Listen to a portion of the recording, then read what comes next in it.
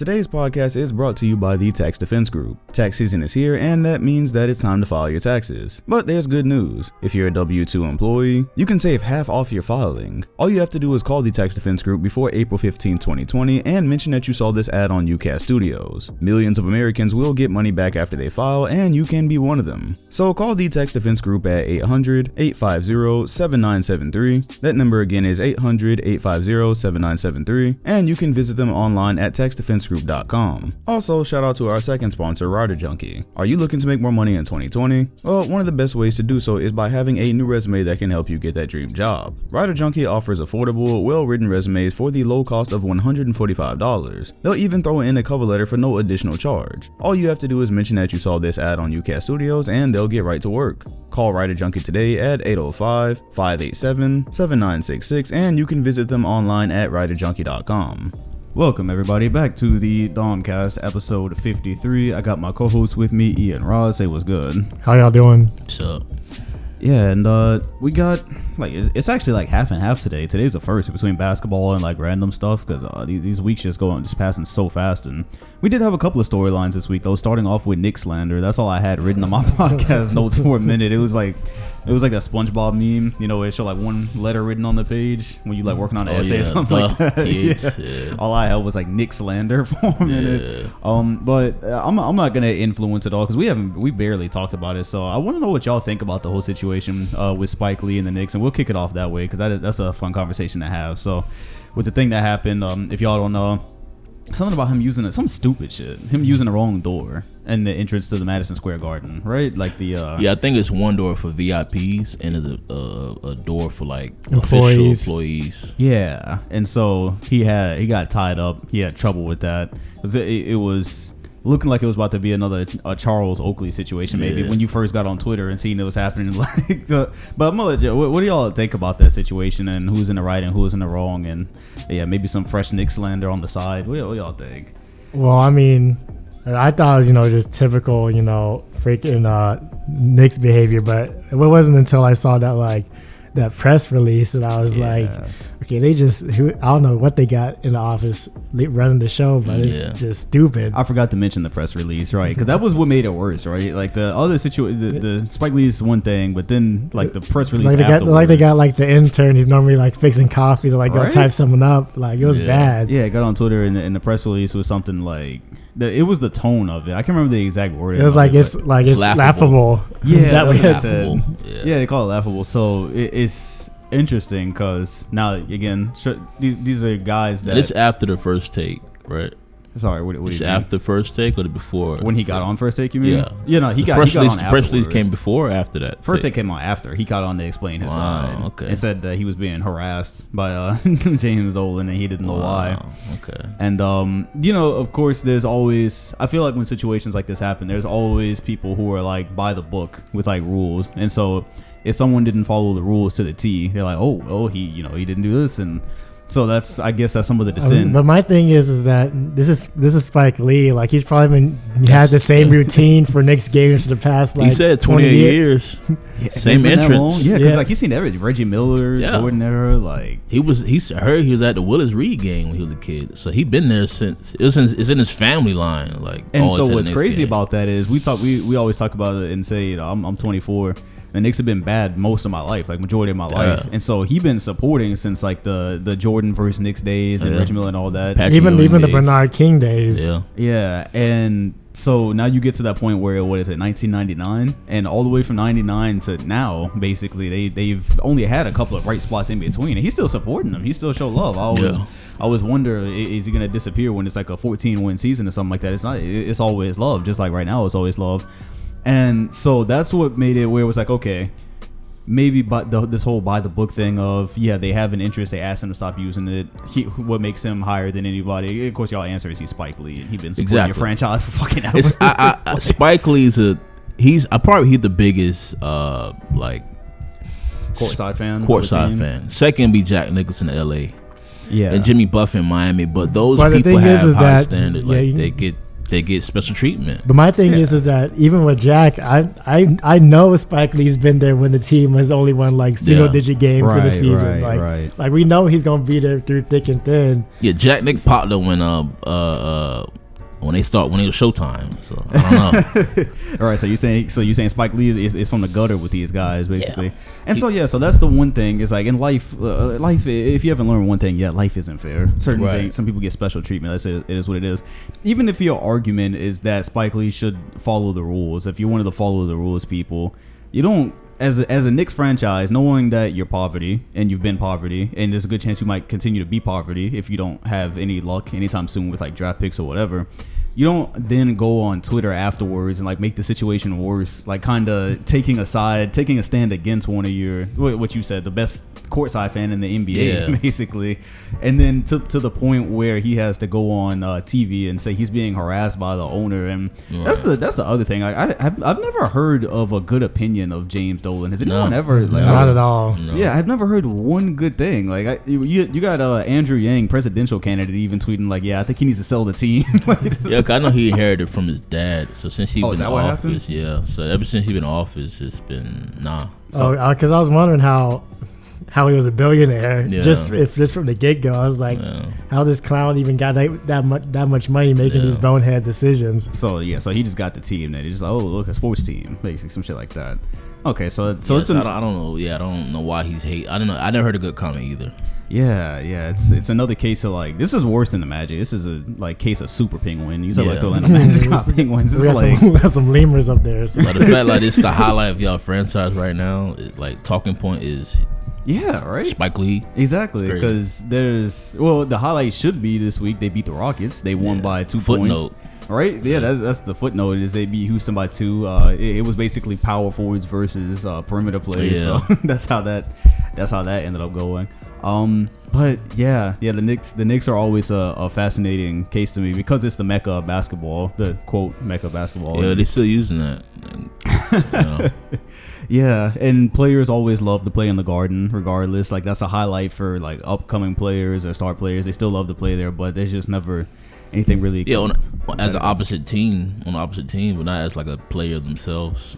Yeah, of course. Yeah, crazy. Yeah, like because nobody's really went there besides Melo. I even heard like Dwayne Wade said not Dwayne Wade. Y'all saw the segment where Stephen A said he got a text from one of Wade's friends and said that's what it was. Talking in more testament to Spike Lee and what type of fan he is. He said that in 2010 when they did the whole thing and they got up in Miami, he said that Spike Lee was recruiting Dwayne Wade like he worked for the team. That type like he worked for the Knicks. Yeah, he was going like hard trying to get Wade, like meeting in places and stuff like that. So like he's damn near ambassador. Like he don't have a title. It's funny. Drake has a title for the Raptors. Spike Lee doesn't have a title. Yeah, it's strange, right? Yeah, he should have some type of right. Especially when you're recruiting on behalf of the team. So and not even given how much money he's basically donated because because he was not paying for a product. He was basically giving money away for free. Right. Given the kind of games he had to watch over the years. Yeah, so over $10 million spent on them. Is that accurate? I heard that. Is that like? Well, if he's been a season ticket since. No, the thing is that if you adjust for like inflation, it's probably been like that. Yeah, he's been on lease for like 28 years, season ticket holder, or something, fans. Yeah. And if these tickets cost like probably like $3,000, especially when it was good, when the Patrick Ewing days, you're right, because you're on the floor of the Knicks, like so $3,000, average $3,000 for 41 times a year, right? And then he might even go to a couple of away games, and he'll still sit on the floor. So the last thing you want to do if you're the Knicks or the owner is alienate a guy like this for your franchise, because it's already hard enough. You almost had KD and Kyrie or something. Nobody going up, man. That didn't happen, right? Yeah, I think the next plan is because I've been hearing from some Knicks fans. I always try to take the temperature. I think the next plan is LaMelo. That's kind of what they're hoping for. So, LeVar chimed in on that and said that it's time for something positive to happen for the franchise. That's where he wants LaMelo to end up, and he wanted Lonzo to end up on the Lakers, and that happened, even though it was short-lived. So he got the power to put things in existence. So. All right, speak things into existence. Yeah. Jello was getting back. He just got an invite. Yeah.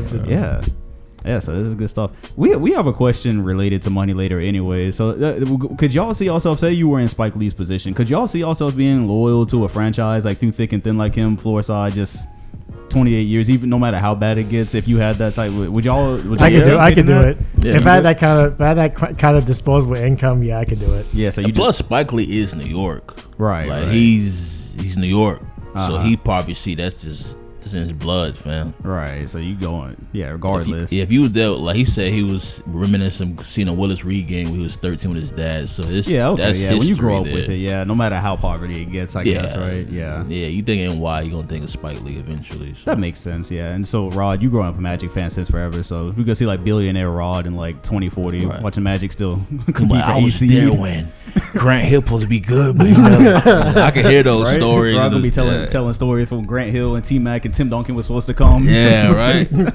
It's 2040, still competing. They still right there on the outskirts, AC and what's his name? Alex Martin, is that the CEO? Yeah, Alex Martin, president. Yeah. He's moved the date back to a championship to 2050 at that point.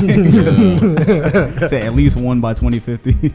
I guess we can transition into that because that was a question specifically for you, Rod. They asked if have the Orlando Magic actually been a disappointment this year? Because there's a difference between like, they're just not good at disappointment. I'll let you answer it though. You're the Magic fan. Have they been disappointing to you this year? Are they a disappointment? Well, my thing is that just inconsistent play has probably been the most disappointing thing. Vooch has been inconsistent at times. Fournier mad inconsistent. Everyone was expecting going to play at All-Star level this year. That hasn't materialized yet. So what were your expectations before the season started? I more or less expected them to maybe take a next step because they were 8th seed last year. So and they won a game. So game one. I'm expecting the team to improve overall, but instead it was just it's like exactly the same. It's more like people took a step back. I mean, Bryce Ball is that Marco Fultz has been playing really well. Yeah, that was a gamble. And it was, like you said, it was a big gamble. That looks like he's gonna keep developing as time goes on. But as far as like the organization as a whole, I can say it's been.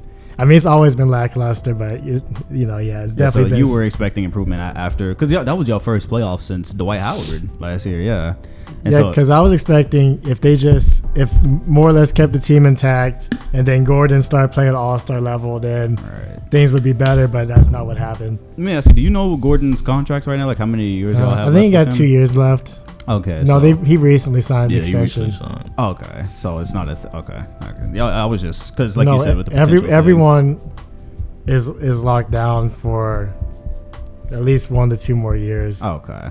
Do you know if because y'all are going to be in the playoffs now? That's going to happen. Is Isaac's not that it's going to make a difference, but is he? I don't think he's coming back this season. That's not the season. I mean for the playoffs because they had just ruled him out for the season a while ago. I don't think he's coming back for the playoffs. But that was the other thing. If he hadn't got hurt, the team probably be in a better place right now. And I don't think a Magic thing if healthy Isaac going to move the needle in the playoffs. Yeah, so why put him out there basically? Well, that's teams they go with the thing of it's basketball and you hoop. That's what the Warriors are going with right now with Steph Curry because they have no reason to play Steph Curry right now other than get him some reps, get him out there with a young guy. I mean, the thing is that there's such a big gap between them and last seed and the next seed that's higher than them as far as the overall NBA rank. Talking about the Magic? No, I'm talking about Golden State. Well, that's what I'm saying. So I'm saying that even if he causes them to win a couple games, it's not really going to change their position. Yeah, that was my point. That's what I was saying. Like they had no reason. They had less of a reason of any team to bring the superstar player back, and they did it last night. And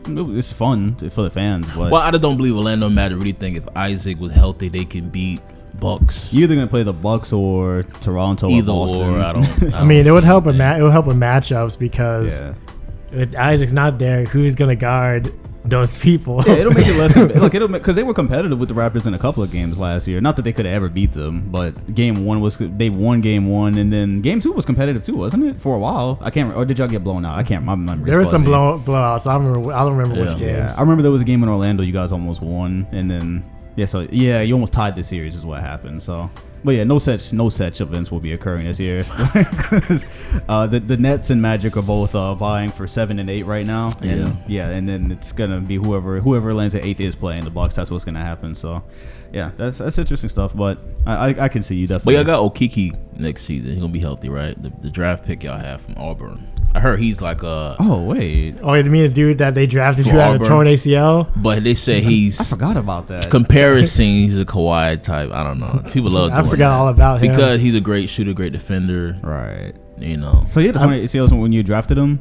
Yeah, I'm pretty sure. Hey, I forgot. He we played in Auburn. Just a quick reminder for everybody to check out the sponsors of this video. Both Tax Defense and Writer Junkie links can be found in the comment section and description of this video. Yeah, we discussed this one. I completely forgot about that they had like a pick this year. But I mean, given how play development usually goes in Orlando, I'm not really. The jury's still out. Yeah. I don't know. I think. Yeah, no. Anyways, all right. So we didn't go too hard on the Knicks slander, so that's crossed off. We got the Magic. A little bit of a disappointing season for Rod here. We're gonna go ahead and move on because the most interesting thing that happened this week, the most newsworthy thing that happened this week was people trying to make the MVP race an actual MVP race. Kendrick Perkins basically tweeted out that with LeBron James, the race is closer than people think that it is. And it was interesting to me because I felt like coming into this, we were all, like everybody I felt was in unison that Giannis was the MVP and that the only discussion was whether he was unanimous. Would y'all agree with that? Like, I'm pretty sure that was not actually a race. Yeah, I don't think it's a race either. I don't think that was I'm the resident Laker fan. I don't know how to make a case for LeBron. And then the other thing with LA, Davis leads them in points, rebounds, PER. steals, blocks, and PER. And you know, and win shares. So interesting I mean, thing about that is I used to see that same tweet that you talked about, right? There's a tweet that shows like, well, Anthony Davis is leading in all of this. That was the same exact argument that LeBron fans used to use to put him over anybody they were comparing him to. Yeah. You straight list out the interesting thing. Not that Anthony Davis is better, but you get what I'm. I was kind of surprised that they would use the same argument with a caliber of AD on the squad.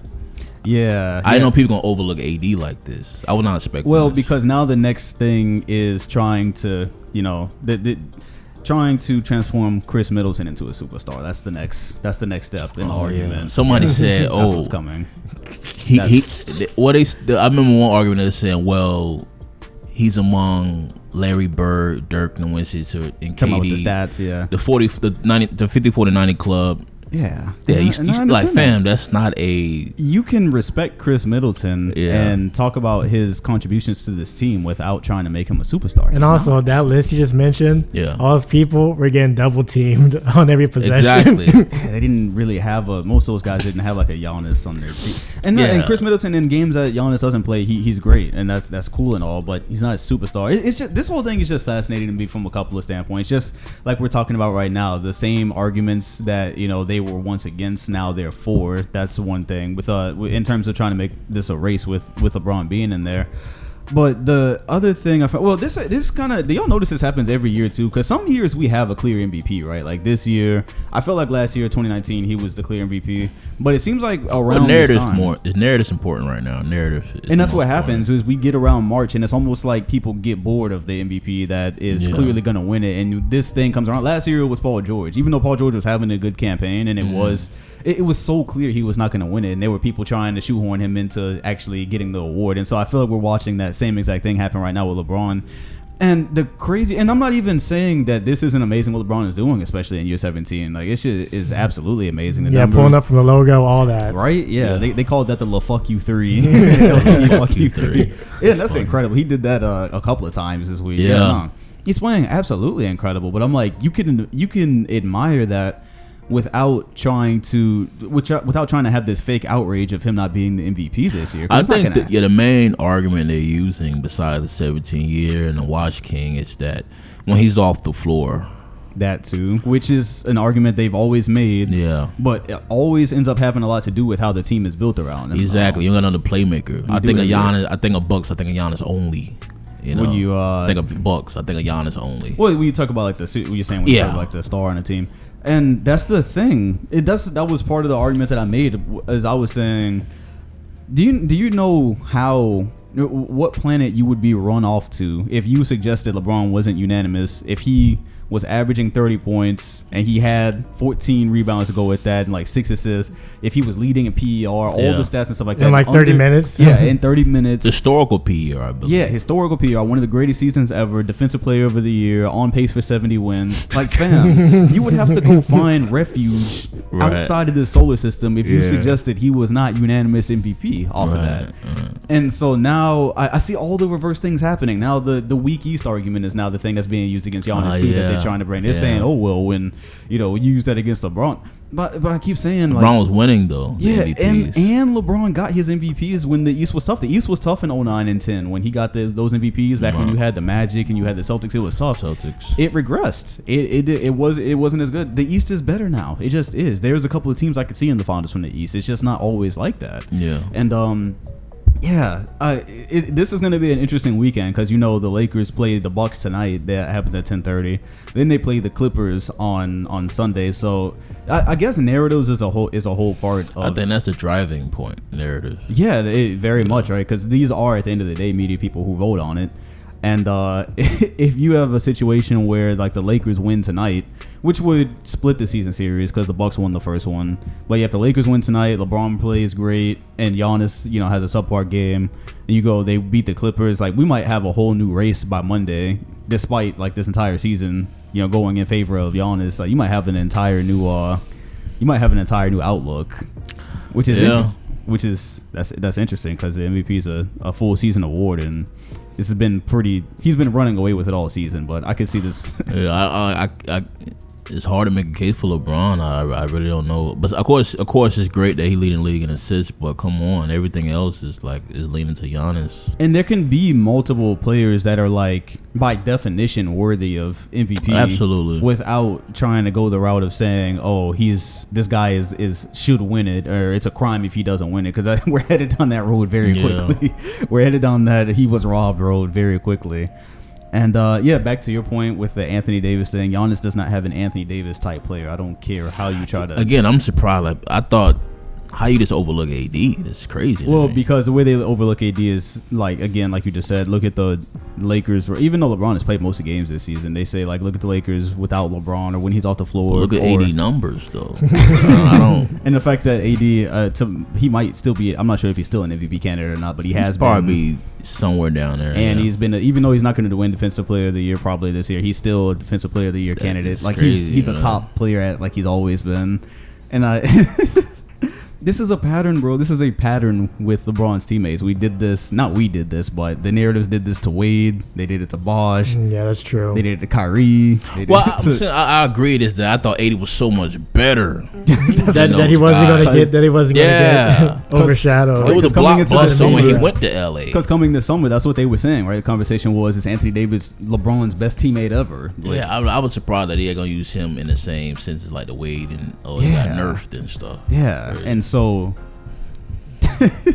I'm imagining like, okay, let's say Giannis had a player that we also put in the MVP discussion, and Chris Middleton again, all-star, great player, cool, but let's take him off and let's talk about somebody like a Damian Lillard type player, you know what I'm saying, like that type level, and put them on there with the Bucks. Then it's a little bit even playing there. That is interesting though that you're talking about. Like you didn't think this would happen with Anthony Davis as well. Yeah, these false narratives are starting to get annoying. Yeah. Do y'all think Giannis is unanimous though? Like, because that is the thing when someone else is maybe deserving of it. Maybe they say, well, he deserves some votes, so then the guy. Well, I think LeBron will get votes though. Yeah. Because of the he's not gonna be unanimous, not at all. Giannis, you don't think so? Not at all. Yeah, same. But I don't think. But as a voter, I still don't see how you couldn't just give Giannis the first place vote, given what he's doing. But I definitely expect him not to get all of them. Because when Curry won it, it was no one near him. Yeah, because he was paving roads that season. Yeah, and also it was the fact that people already kind of felt that he didn't deserve the MVP he got the year before. So it was like that campaign justified the year before and that year. Yeah, he came and shut people up that season because they were like, oh, well, he had in 2015 he had numbers that were comparable to like 14 or whatever. He was like, all right. I could make a case for the second person that year, but this I can understand why people can make a LeBron case. I guess you got the best record in the West, and because you can make a case, then they're gonna be the LA voters gonna be LeBron. West Coast guys. So. And things change with the win. Like I was, that's why I brought up the games that are happening this weekend. Yeah, this is a what have you done for me lately league. So true. I think definitely. With unanimous, it'll have a lot to do with like the Lakers have a tough 7-game stretch right now. They, like I said, they play the Bucks. The Nets is the easiest team they have, so they're gonna play the Bucks, the Nets, the Clippers, the Jazz twice, the Rockets, and I believe they play the Nuggets too. That's a really challenging stretch. And so like 7 games from now, let's see what the conversation is if they're under 500 in that stretch, or by the end if Giannis has won 70 games. Like, it kind of changes weekly. This might just be a footnote by the time we're done with it. Maybe Giannis will be unanimous, but yeah, I guess if you can make a case for someone else, it won't be. And at this point, LeBron is the only other player that you could make a case for first place votes. Like you can't get first place votes to anybody else. I don't. Not Luka, not Harden. No. Nah, absolutely not. Nobody. Yeah, so that's interesting. I did want to talk about that because that was a big conversation this week. I wasn't gonna dedicate a whole video to it, but I feel like it really just summed up. Like they just needed that tweet. Like let LeBron have ever had a season like this, he would not only be you would get fried for not calling him unanimous. At that point, you'd be fried for not calling him the GOAT. And that's on top of everything else is done. I'm not saying Giannis a GOAT because of this season, but if LeBron has a season like that on top of everything else, he's fucking GOAT to everybody. And absolutely, you would never be able to. You get called all types of hater for saying somebody got first place over LeBron after rightfully that. so though. Come on, that's what I'm saying. That's what I'm saying. That wasn't my only argument by saying that was like, okay, if I thought LeBron was unanimous in 2013 when they voted for Carmelo, they gave him that first. I thought that was totally unfair. And so at the point more things can happen this season, but to the point we're at now with Giannis, let's give him those same liberties. You know what I mean? Like be fair with that. And I think also because he can't shoot, they try to poke holes in his case too. Yeah, it didn't help. That Miami game did not help at all. Yeah, that's what I was about to say. Yeah, because I was debating doing a video, and because like most of the times when it's a current topic like that, I debate for like a video versus am I going to be repeating myself in the podcast. So I saved it for the pod, but the Miami game was especially like I'm not going to drop a video and support it after that too, because in that Miami game, Miami made themselves look like, again, even if they're not like the best regular season team, this is why you say like there's a team maybe out there that can go to the finals other than the Bucks, because Miami had pretty good defense for him that night. They gave him a really bad game. And you had Bam Adebayo. You had a good help defense, and that makes it interesting. It made but at the same time, that's just a game. Like, granted, it's just a game. Absolutely, they were like 7-34 from the three Bucks, so that's not gonna happen. Well, okay, but both of y'all, right? Rod said it's just a game. You said that, but that made me feel like I was watching the Toronto shit all over again from last season. That's how it happened. Was let's make Giannis take uncomfortable shots, and then everybody else, not shoot as well. So you can see an upset in the playoffs. Oh, absolutely. I could with see an upset. This matchup. My thing is that you still got to do that 4 times. Yeah, you have to do it 4 times, but again, we're not talking about a team that. First of all, again, my pick is like I haven't moved off of it. My pick is the Bucks and Clippers, but my jaw is not going to hit the floor if the Bucks aren't in the finals. Just because I've seen playoff basketball happen before. I've seen Coach Budenholzer not make adjustments before. You've seen it happen before, and then you see like the Miami strategy that they use. It's like, damn, that looked eerie. That was eerily familiar to how they got stopped last time. Another thing, Budenholzer, they say he's not good at making adjustments. Yeah, that's right. Yeah, when Giannis can get going, they start looking crazy. Exactly, they don't know what to do. Because it was looking crazy. Like there was some plays in that Miami game where like Giannis tried to drive and it didn't work, so he passed it, and like they do like a screen, they pass it back. It's like just restart and do it again, y'all. They would like rerun the action, like yo, like what's good, right? And it's stuff like that. As amazing as Giannis is, that's why I still said like if back last year when we were having the debates of like Giannis or KD, like I still take KD just because of course players like that you can't limit their offensive games, and you can, and that's the another thing to the MVP. We've already had this discussion before. MVP don't necessarily mean the best player. Like I think if you talk about like, this season who you gonna pick, like LeBron or Giannis to lead a team or whatever, or as a better player, you still pick LeBron. I believe most people would, right? Because that, and if we're talking about, you talk about the MVP, you're talking about the seasons they're having. But if you're talking about like who's the best player or who I trust more or whatever, like I'm still gonna pick LeBron James. Yeah, best player, most valuable in player. Most seasons. Yeah, different, right? But. Like in 2016, Yeah, Steph Curry, and I think Steph Curry, that's not a good example. example. That year, Curry I think he was yeah, both most valuable and best. Right. Yeah. But there's a lot of years where LeBron doesn't win MVP where I'm still like, oh, okay, but I'm not taking the... Yeah, I'm not taking nobody over him. Yeah, right. In 2014, when Kevin Durant won MVP over LeBron, like, okay, cool. Like, I'm good, but that's still. awesome. But like, give me LeBron any day. Yeah, and I thought KD absolutely deserved that MVP, but I was like, yeah, I'm still taking LeBron, though. Yeah. It's 2015, still taking LeBron. Still taking LeBron. Yeah, so most years it's like that. Yeah.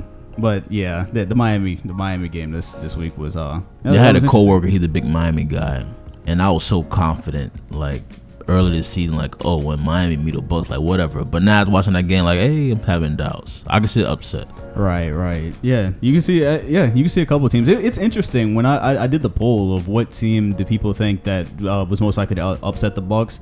I think that he came in last. I think he became behind Toronto and Boston. Yeah, I had Philly number one at that point. Yeah, big as the upset, but yeah, Philly don't have their guys playing right now. Not at all. Shake Milton did give Clippers the work last week though. He came out of nowhere. Yeah. Because Ben Simmons and Joel Embiid are still right. out. So yeah, that's pretty much that's pretty much what we got for the MVP conversation. I know Harden was like, see. Yeah. You know Harden be sitting back watching games like, look at this shit. Like he he'd be texting Westbrook. This y'all king. Yeah. You know for a fact, anytime he has a game like he did in Miami. Yeah. Now I will say though, like on the flip side of that, this is an important game for Giannis tonight though. Still, like he wasn't really the one doing the talking this week, but this is still important because you don't want to come out in the same week that you kind of got closed out by Miami and then also not have a good performance against LeBron and the Lakers. Like, you got AD in the middle though. I don't know, fam. Well, I mean, AD couldn't do shit with Giannis last time. Second time around, we're gonna see. Right. Yeah, that's gonna be a good game. I just don't. It's just Bulls don't make adjustments. Like if they can't get Giannis going, they look around and it's pass. It start looking crazy, bro. If teams have the bodies to move around and rotate and stuff like that, it start looking crazy. And it goes to show that Middleton's not that caliber player. He's not a superstar. That's the I guess we talk about that. That's the thing. Like I had somebody list out to me on Twitter like all of Middleton's like advanced stats. I was like, okay, but he's not a superstar. And I didn't go any further because like I feel like we had this conversation a million times in the last 4 years, like the difference between a superstar and a really good player or whatever. It's like, yeah, Middleton. It's like, okay, if Middleton's a superstar, I want you to take him next year, and I want you to build around him. I want you to your favorite team. I want you to take Middleton, and I want y'all to go. I want you to confidently tell me y'all going all the way after you build around him. That's not a superstar. It's not, and he's really good, but he's not. And that was my only point in that tweet when I said I wasn't trying to discredit Middleton when I was like, oh, if LeBron didn't have, if he was going to 70 wins and didn't have another superstar teammate, people took that as a slight at Middleton. I'm like, I was just stating facts. He's not a superstar teammate. He's an all-star teammate, sure, but LeBron has had all-star teammates before that you guys were like, oh, but he's not this or he's not that. So yeah, that's basically where we're going with that. Middleton is not a superstar, fam. I'm not having that conversation. That's crazy. Yeah, so that's the Bucks. It's gonna be so funny if this podcast come out tomorrow and Giannis had like 15 points or some shit because this come out after the game. So. Yeah, it's possible now. Yeah, it's had like 15 points on like. That's gonna be funny. Yeah. Speaking of the Lakers, how happy are you with your Dion Waiters signing? It was a toss up between J.R. Smith and Dion Waiters, and y'all have signed. I don't know. One be on Henny, one eat edibles. I don't know. We gonna see though. We got additional playmaker that we desperately need. We gotta see how it works. I wonder if he's actually gonna play much because of course because I think he'll take Rondo's minutes if Rondo be getting any.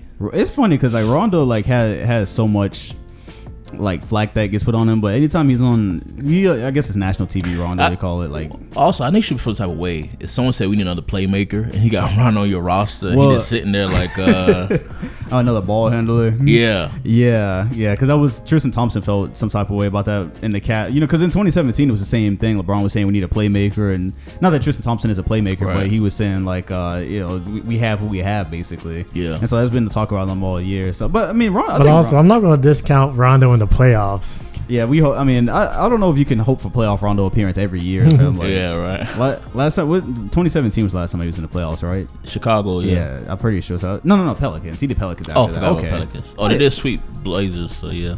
Right. So he playoff had Rondo. That's crazy. People got different personas. Right? Yeah, gang sign John Wall, playoff Rondo. Yeah, I'm not sure how much Dion. I mean, they needed the Lakers kept saying they needed somebody. They went and got Dion Waiters. And it's funny because they were saying Dion Waiters like heavily failed his way upwards. Like you talk about what happened this season. Yeah, he got suspended like twice, I believe, on two separate occasions. Got fined like a crazy amount. But he was still getting paid his salary for not playing, basically. Yeah. Every week was like misconduct, right? Following team rules or something. On a boat. Yeah, that was my next thing. He said he called in sick, and then they caught him on a boat afterwards. Oh, that's some real Miami shit. He got traded to the Grizzlies and cut, and then you end up on a championship like front runner. So right. Deion Waiters is an inspiration story to anybody who's ever been counted out or done dumb shit that counted themselves out. Literally failed forward. Right? Yeah, and that's the definition of failing forward. I'm gonna keep my eye on it though, because I think he probably realizes this might be like his last chance in the league. Of course, definitely. Yeah, so and he's in a winning culture, and this is his second time playing with LeBron. I forgot he played with LeBron in Cleveland for like until LeBron shipped him out. All right. So Le GM, that's what they call him. Yeah, so that's gonna be interesting. I want to see how many minutes they get and if that actually changes anything. If Deion Waiters ends up being the X factor for the Lakers, then paint me all types of I don't know what I'm talking about if that happens. So you got Lakers, you got MVP. Wow, was that really? That was a lot of the basketball topics. But so Curry did return last night. He had last night was a weird doubleheader. Like the more interesting game ended up being the Warriors with Steph Curry and the Raptors, because the first game was the Rockets and Clippers, and I think the Rockets ran into a wall and found out that the small ball is only going to work to a certain extent. Right.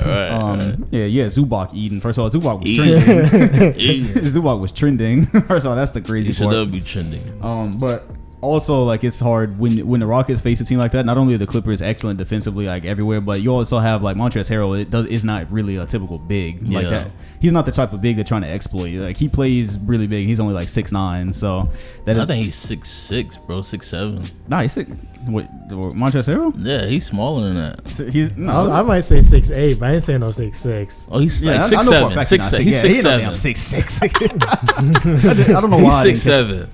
He got to be 6'7", bro. He just look big for some reason. I'm pretty sure he's. Let me look it up real quick. I'm pretty sure he's. I for some reason oh my god, he's 6'7". Really? Listed 6'7". 6'7". 240. What?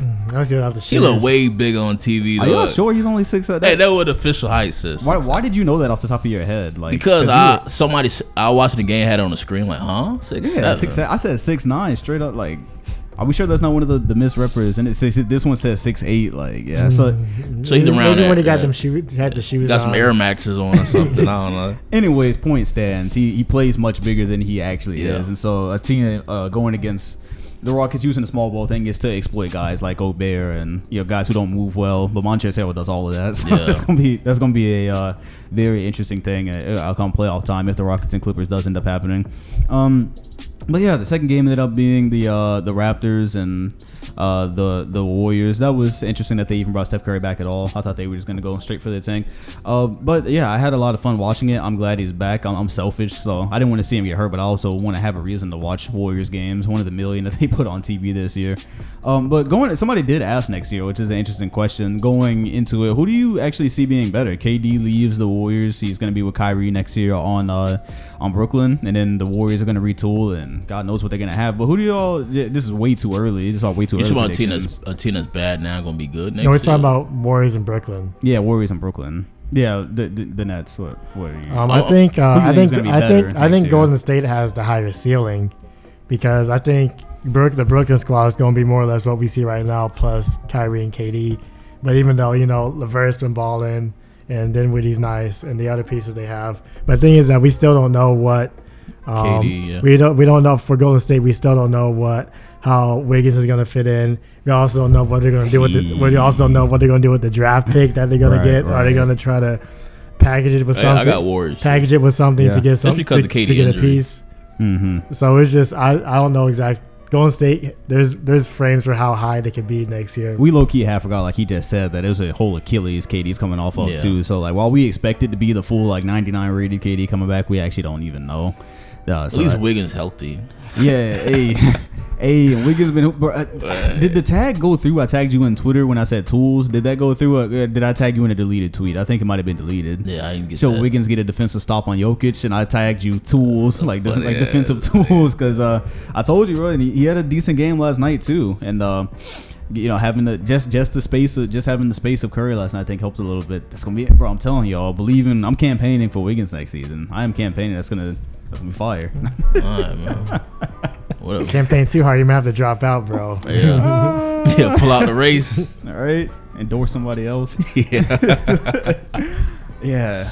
I guess. Yeah. It's a lot. It's still a way. That was a question somebody asked, so I did want to throw it on there. It was one of the only original questions we really got, so I want to throw it on there. But yeah, there is a lot of moving pieces because I know Kyrie basically like named a checklist of who was going to be there next year. Like, I guess still 75% KD with a healthy Nets will still be better than most teams. I guess. Yeah. I expect the Warriors to. I mean, just a way too early prediction. I think the Warriors are going to end up being better because they already have first of all, they have that core that's been together forever. Is Klay going to be ready opening night? Or? Oh, of course. Yeah. Towards ACL last June. Okay. Yeah, he'll be ready. He technically, well, no, that was June, so he probably couldn't have came back. ACL is like. When I read Derrick Rose's book, he said the doctors was a little bit different than what the media was saying. He said the doctor flat out told him, like, yeah, you got 12 months before you're really yourself. And so... Oh, okay. Yeah, so Klay Thompson with the ACL, that was... Yeah, it's always like a 9 to 12 month range, typically. Oh, okay. Maybe D Rose's was 12 because he also hit something else that night. People forget it wasn't just the ACL. But either way, yeah, Thompson will be fresh and ready to go. You'll have Draymond Green, who signed with Converse, by the way. First... Hey, I saw the little tweet you sent. Yeah, did they say first player since... Wade. That's the first player since Wade signed with? It's his biggest name franchise, yeah. Right. With Converse. And I forgot Wade was with Converse. Yeah, Wade. Them shoes were hard, bro. Yeah, I never bought it. The ones that he wore in the 06 finals, the white, like half white, half black. You remember those? It's just iconic. I'm pretty sure those were Converse. Those were iconic. I don't remember them either. I'll show y'all a picture after we get off. I think we had the discussion off camera before. But yeah, so Draymond Green is there, and yeah, so they'll have the core. They already have kind of like a system and a culture established there, and with the Nets. Again, gambling on KD's health, gambling on Kyrie's mood, gambling on a lot of different things there. Yeah, and it also depends on what feels out there too. And the Warriors have a pick as well, but that's crazy. My way too early thing is gonna go. But I am definitely looking forward next year to Kyrie Irving and Kevin Durant pressers. A lot of subliminal shit is gonna be going down next year in Brooklyn. Yeah, those. You got them two guys together. Twitter feed gonna be wild. Yeah, bro. Notepads and. Yeah. Oh, that's gonna be fun. All right, so that's my pick for there. Going into this is more of a historical question, and I think we discussed this in the summer, but the podcast is at least like 4 times bigger than it was in the summer, anyways. And back then, it's like we were talking through like garbage cans, anyways, so we didn't have the whole mic set up. Somebody asked, would Kevin Garnett be the best? Yeah, I know for a fact, even if it's off cam, we discussed this before. Would Kevin Garnett be the best power forward if he and Duncan switched places? I assume he means career. KG gets popped, plays for the Spurs. Tim Duncan starts his career on Minnesota. Does KG end up being the greatest power forward of all time if that happens? Oh damn. Okay. He's actually thinking. See, the problem is now we gotta discredit Tim Duncan for having pop in the Spurs system. Not so much. Yes, it is. Well, not so much discredit as to knowing that Minnesota is not a successful franchise, and the whole time KG was there, they only got him one really. Like as soon they had KG, they had Tom Gugliotta and Stephon Marbury, and that thing was a decent core, and that was simple front office. What do you call it? Dysfunction that broke that up, and then it was until 2004 till he got another decent team. And so it's not so much discrediting Tim Duncan as it is like, fam, you go into a team that you don't know is ever gonna get Duncan anybody. You know what I mean? I just know as soon as Tim Duncan got there, it was winning instantly. Yeah. Even when he was a freaking rush, because he was a rookie. And then even the year when they went up against the Nets in the finals. Yeah. What people don't realize is that no one was averaging over 15 on that team when he did that. So it was basically just him. That was the year he averaged like 4 blocks or some shit in the finals, right? Yeah, we had like 20, 10. So y'all aren't as confident in like you don't really see KG being drafted by the Spurs, and in '99 they straight win the championship like right off bat right there, and then go on to you don't. I just feel like the Spurs fit perfectly with Tim Duncan's demeanor, absolutely, and with like what he was about. Yeah, right. Those are important things we don't see. So I mean, I'm not saying that like it's not gonna be a disaster if KG's there. I just feel like there's like other things in place that I know we're not successful officially answering the question, but I don't think if they switch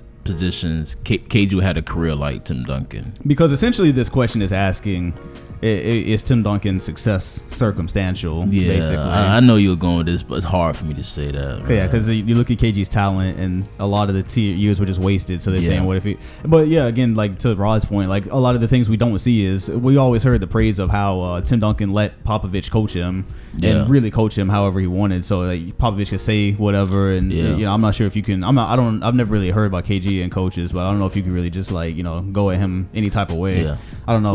Wait, KG personality, I doubt he could tolerate all that from certain type of people. Yeah, because guys like Parker and Ginobili were like, well, we seen Tim Duncan take it, so we just shut the fuck up too, basically. Yeah. And so things like that. Sacrificing the numbers as well. I know Tim Duncan probably sacrificed a lot to make that happen. He probably could have been even better than he was. Well, Ginobili did a lot of the sacrificing, really, but you get the point, though. In that system, he probably could have done even more than he actually did. So y'all are saying, y'all don't see it. Y'all don't see it as y'all don't see KG being it's not as simple as switch these guys and KG is the greatest power forward. Yeah, some people say that's the difference. Some people even say that with Karl Malone. They see like the difference between the greatest power forward of all time is Tim Duncan, Spurs, 5 rings, Karl Malone. Okay, we'll all agree that Tim Duncan is more gifted scorer than KG. I don't think KG ever averaged more than 23 a game. I don't know his MVP season. I don't know how much he averaged in MVP season. But it might have been 24. 24? Right. Like, we've seen Tim Duncan get off. But the thing is, we've also seen KG lead his team in all statistics. In all statistics. Yeah, KG wouldn't slouch when it came to that. Right. I get that it might be a thing where it's like, yeah, you're right. He never averaged more than 24 points a game. But Tim Duncan's around that. But his two MVPs. I'm pretty sure he averaged 28 one year. Yeah, MVP. I mean, Tim Duncan really like when it's hard to. We don't do any kind of Tim. Yeah, Tim averaged about 25, and again, we're talking about like Spurs system. He could probably do more than that if he's in a place. It's hard. It's hard to do Timmy replacement / Timmy slander on any given day. Because we all don't appreciate it because of the way his personality. Yeah. So and he's a perfect basketball player, pretty much. Yeah, he had a perfect career. Yeah, for his era, like it's perfect basketball, perfect demeanor. Played both sides of the ball pretty much his whole career. The only ejection he had was the laughing with the ref. Right? Yeah, because he was being a dick and threw him out because he was getting showed up. That is kind of funny though, to think like Tim Duncan, like how you see him as emotionless. That would be like seeing Kawhi Leonard get thrown out today because he started like laughing to himself. Imagine telling a joke in your head, you're laughing off, so you got thrown out. Yeah, is that the story? Tim Duncan wasn't laughing at the ref, or was it? I thought he was laughing at the ref. Yeah, I thought because he laughed at the call. I don't think it was worth getting thrown out. That was a game. The ref was getting everybody texts and fouls and all that. Right. They suspended him for that too, anyway. So I don't know. That dude was a trash ref anyway. Yeah, he had an issue that day. I don't know. Right.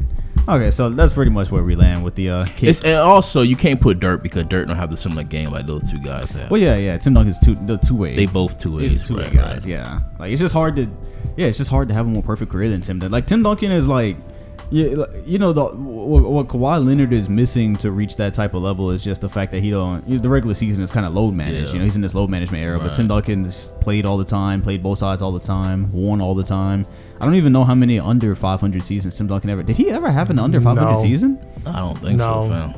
I just know since he got drafted. Playoffs every year. Yeah, so like 90s. And also the thing is that there was a stretch where any year you could have said you could pick the Spurs to be the champions, and people would respect your decision. Years where for like a decade. Years they would go out in the first round were years where you thought they could have like went to the finals basically. Like if you go into like the 2009 era, 2010, like they were really good. I know one year they were like the A seed because of the way they were seeding that year, but it was still like that's the Spurs. That's the Spurs, man. With that being said, do you have KJ at number 2 in that position? And talking about power forward, you have Karl Malone there. That is, I'm pretty sure it's like Tim Duncan and Malone and KG. Yeah. Okay, cool. What gets difficult too is like how much Tim Duncan's career he played at center as well. Because some people make that argument as well. Because like he played a lot of center throughout his career. So what even is he? But that's just you talk. I mean, if you're talking like modern NBA, he definitely playing center. But like for holistic NBA, from his size is typically where he'd still be considered a power forward. Yeah, Robinson was the center. He was there. Yeah, so I'm talking about after Robinson. Yeah. Like as he got older, he definitely played so center. Dirk don't got no consideration number 2 and 3. No. Nah, he got an MVP I too. Yeah, he does. He got 30,000 points too. Yeah, and he did beat the famous Heats. Oh, that's great. He still ain't over KG. Well, okay, no, that was different. You said Malone. No, I'm talking about that. You said Malone. Oh, did I go off? No, I was just. You said KG third. I didn't know. Damn. Now we into the whole power. I didn't come prepared for the whole power forward debate today. I don't know. Yeah, because all I know is Tim Duncan is definitely number one there, and then after that, I think a lot of people's lists would probably start to vary a little bit.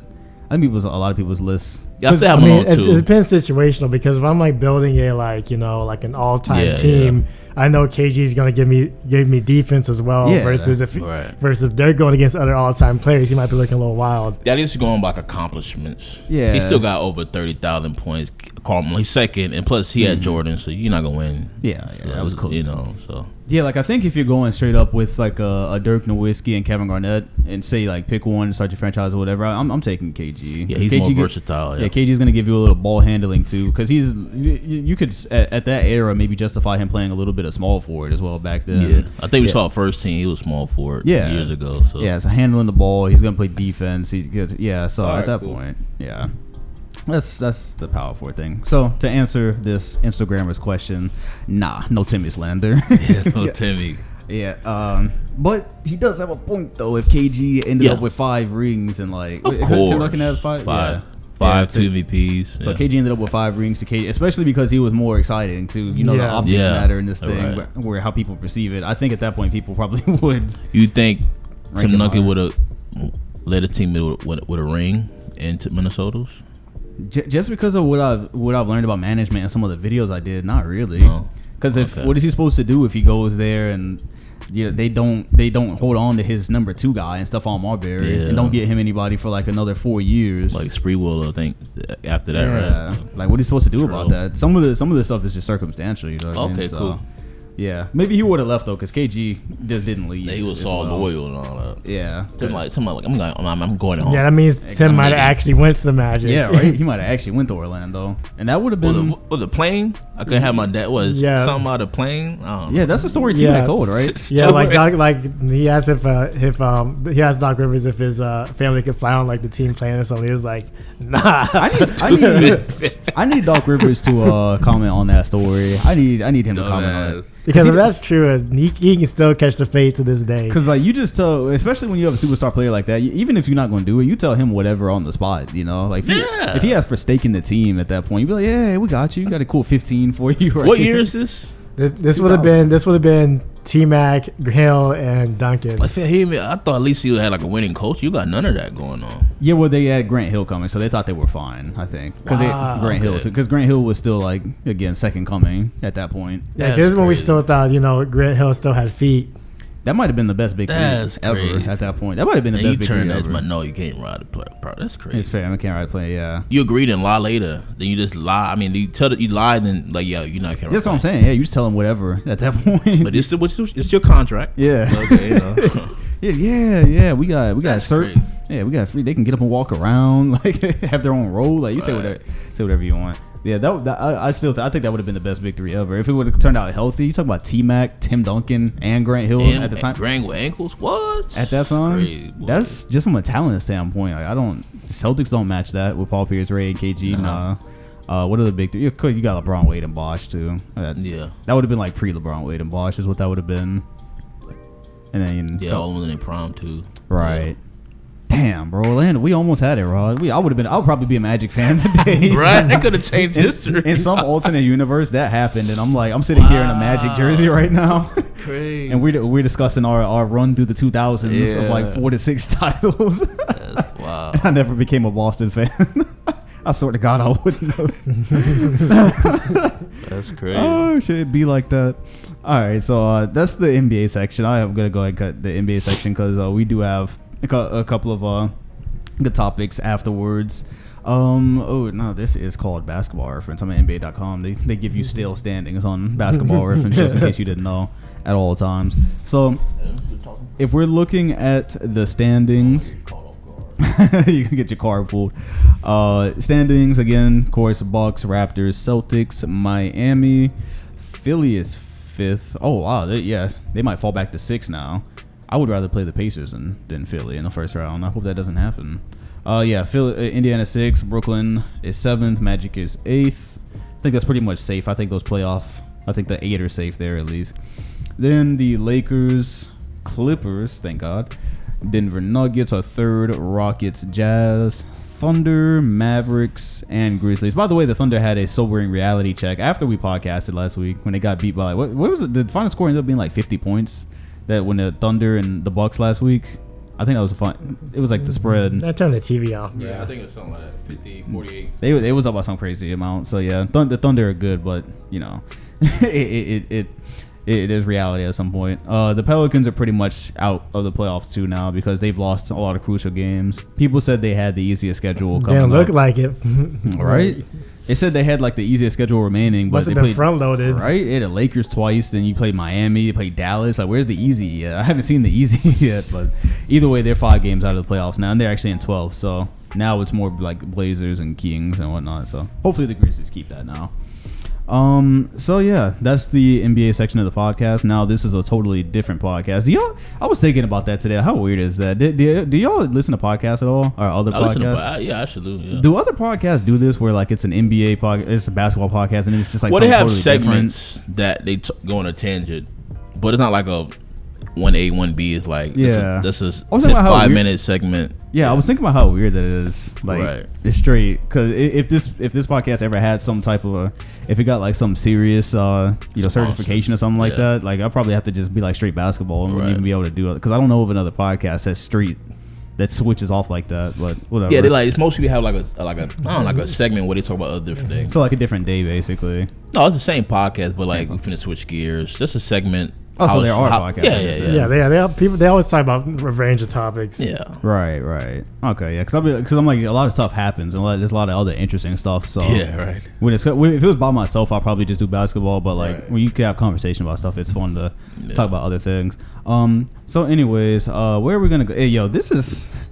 Yeah, I did my first time saying I ain't get a chance to open it. I ain't work cause I'm like, what? Oh yeah. No, that's a. Do you know what I mean by that? Yeah, I got. Yeah. You got stories or something? Nah. Okay, well we'll start there because that's well no, I want to start media first. I want to because that's like way off topic.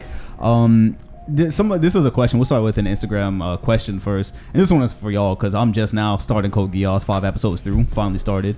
But somebody wanted to ask best anime that aren't action or shonen. If it's not action, what even is it? Like, if there's no action in the anime. Yeah, that's what he's asking. Best anime. Yeah, he talking about like stuff like love stories or some shit. Yeah, Rod, clarify. You more knowledge than every anime I see. So what does he want? Like no action? Well, it seems meaning like not like beams and. We said best anime that aren't action or shonen, but like talking like Spirit Away type, right? Oh, yeah, some Studio Ghibli films would be nice, but I mean, Steins Gate's good. Erased is good. I mean. I'm not really trying to recommend no romances on here, but I was about to ask her, are these low? What do they do if it's like not something to figure out and like you got throwing hands? Y'all still like. Well, to me, I don't watch no anime that got no action. I mean, y'all still developing as anime fans, I guess. But so what is it? You'll eventually branch out. If it's not romance or action, what is it? The face Eric just made. If it's not romance or action, what is it though? Like mystery, suspense. You ever saw Spirit Away? Spirit Away action? Nah. I mean, there's got a little action in it.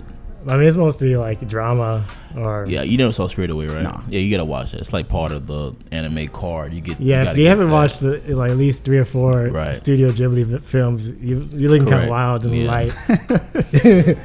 Yeah, no, I mean, I feel like it reflects movies in a way. Like all movies have some combination of like action or love or something like that. Yeah. And so if it's not that, because like, even a mystery like. Even mysteries have action. Like, I'm not hooked on the action part. I guess he means it's not focused on the action. I guess he means not like DBZ, Naruto. Yeah, that's what I'm thinking. Stuff that's like where they just throwing hands. Well, is Death Note action then? Death Note isn't action. See, that's why he meant like stuff that's not like martial arts. I get it now. Yeah. Okay, so yeah, what Rod said, he named like 3 or 4 there. And I like to apologize to this person because this person thought we were super anime heads, and he like y'all not really about that life. Well, I mean, it's levels. Like, I am, but only watch stuff that has action in it and some type of I mean, stuff. shoot, Dom don't even watch subbed yet, so I won't either because I just don't understand that's like a whole thing. I don't know. I know like y'all don't really be on the internet like that, but that's like a whole thing. Like they shame people. Well, maybe you know, Rod. They like shame people who don't watch subbed anime. That's like a thing. Oh yeah, it'd be real toxic. Right. Yeah, I mean, I don't understand. Yeah, I'm that level now. I can watch some sub, but I don't know all forms of anime that's not action or what shonen. What the text say? Shonen, action or shonen? Yeah, he asked if it was an action or shonen. Yeah, I don't think it makes you a not anime head to not know like every anime out there because like you watch. Well, no, it's levels, fam. Because you understand, we came up in a different era, right? When we were watching stuff like. It was just about as underground as it could get. Yeah, like it's like you get bullied if someone saw you watching stuff that wasn't DBZ. Well, it's certainly levels. Like I don't think we've ever given off the impression like we dedicated our whole lives to anime and like because there are those out there. Well, I think that's what it is. Like if you say I'm a super anime head. And you know you don't know Cowboy Bebop, like fam. Yeah. Like some things you have to know. I get that, yeah. Right. But then there's like levels to that, like knowing the shows. Then there's levels like if you open the door to the room, it's like a beanbag and a TV right there, like straight posters everywhere. Yeah. Like it's levels. Like you got like the regular, and then you go a step further, and people got like Android 18 like nude figures in their room and shit, weird shit like that. Yeah, like the whole room dedicated to that. Yeah. Body pillows and shit. Yeah. Crazy ass shit like that. Body pillows. That's a thing. Full anime body pillows. That is a thing. We talked about that on stream when somebody told me about that. I was like, oh, that's actually a thing. Yeah, so it's like one level next to some wild stuff. I don't want to mention. Yeah, right. That's super wild. I think. I think once you get to the point, if you have, because like I said, I walked into the mall because like I have some figures around here, but like the place I get that stuff from, you go and you see Android 18 in a bathing suit and shit. I'm like, bro, I would never put this in my crib. Yeah, like, that's wild. Yeah, I just think this you're in little different things. Yeah, that gives off. Yeah, so it's certainly levels. It's certainly levels. But like RDC World, and they're anime heads without being like super weird about it. You know RDC World, right? No, I don't. Yeah, you do. You know who they are. You just don't know that was their group. The black group that do all the anime skits. Mark Phillips and okay, I like got you. Avatar. Them. Yeah. So they have like a whole thing based off anime. They're not weird about it, but like they're that's a lot. They're up there too. That's a legendary group. So there is that's your answer for that. What should we move on to? For this person, I would like to hear some recommendations so I can dab into it if you got any good recommendations. Rod did give that recommendations. Well, I'm assuming this person, if they have any more, just hit up Dom personally. You mean Rod? Well, the person that asked the question. Yeah. If they got personal recommendations. They wouldn't ever. They were asking us for recommendations. Oh, I thought they tried to test our anime card or something. Oh. Oh, okay. You ready for smoke? Well, I get. Right. Yeah, they. Now, if we have to do some like anime trivia, we lose. Like, we lose. Y'all gonna bring the score average down. Yeah, I'd be useless in that because I'm still working on it. Code Geass is fire though. I just started Code Geass. I completely get the comparison of what y'all was saying with By the way, Rod said that. Oh, that was him, yeah. By the way, just for the listeners, every time we discuss these type of things, we do spoilers. I will try to give a spoiler warning. So yeah, if you hear a show or a movie and you don't want to hear us talking about it, I'll try to warn you, but you should probably click off so you don't have to leave a dislike or whatever. But yeah, I got your comparison with Gundam and Death Note. That was actually perfectly described. Because when you said that, I was just thinking some wild shit. I'm like, how you combine? Yeah, I was same thing. Like, what you talking about? Right? Like, how you combine Gundam and like Death Note together? Was that your first time watching it a couple of days ago when you watched it? Yeah, I never got into it when it came out. Okay, yeah, and this is from 2008. You said like 07, 08. I saw the first video. Like, I'm good on this. Right, fucked up right there. Yeah, I see. Yeah, I'm glad y'all told me about it. Otherwise, because it looks like something. And Code Geass really feels like something I would have liked when I was a kid. Because like you said, you got like the Gundam the piloting, the robots that they're piloting and stuff. And the whole animation style looks very close to like cartoonish, more so than like a Death Note or something like that. But it is fire though. I'm already at the part where we learned his power obviously, and that it has a caveat to it. I'm glad because when I first heard his power, I was like, what kind of Superman OP shit is this? Like. You straight look at somebody's eyes and control it, but yeah, I'm only on episode 5, so I'm still diving into it. Still seeing some of the intelligence. That was your question last week? Was who was smarter? That was and what conclusion did y'all come to? It was like it's just based on it's just situational. Like, do they know what their powers are, or is it just they're just blind? They have to kill each other. Right. Like, I think Lelouch demonstrated like tactician. He's a brilliant tactician. You'll see. You already see. Well, I'm already through 5 episodes, and the way he set up that heist to get the hostage back, that was some straight gangster shit. Like mega fight, move to location 2. Like, damn, right? man. Yeah, it's like straight like chess pieces. Yeah. Basically. Yeah. So I still have to get through the whole series though, because Light also did some super. I'm saying Light when the whole mind wipe thing was fascinating. Right? Like how exactly, yeah. So I'm gonna have to finish, but and I do get that vibe from him too, though. Lelouch and Light, like so. Which came first, Death or Death Note? Death Note. I mean, they were both released around the same time. I think a year apart. Late 2000s. But as far as like manga release, I'm not sure. Because some of it just feels eerily similar. That's why I was asking. Like, I think 106, 108. Yeah. 07, 08, something like that. Yeah, just in the order that I watched it, like it feels inspired. Like Lelouch definitely feels kind of inspired by Light a little bit.